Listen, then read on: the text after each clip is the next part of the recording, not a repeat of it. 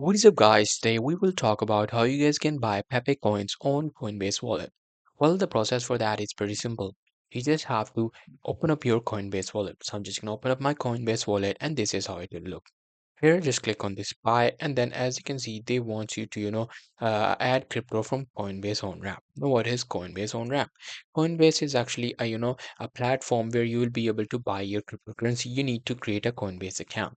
If you do not have an account, you just have to create one, and creating the account is actually pretty simple. Just go to Coinbase, enter the information, including your email address, password, your identity, your home address, because this is just a real thing, because crypto is not a real thing, and you have to do your taxes as well. So you have to input all the information. Once you have your Coinbase ready, you can use it like the Binance to purchase the cryptocurrency. Once you purchase the cryptocurrency, what you can do is you can actually add the cryptocurrency directly to your wallet. However, if you want to transfer it or get it from any other wallet, just click on this get from any other wallet and then select Pepe coins.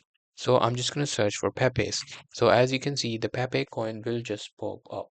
Let it just pop up, and there you go. It is just searching it, and there you go. You can actually add that coin. Just click on that and you will have the address.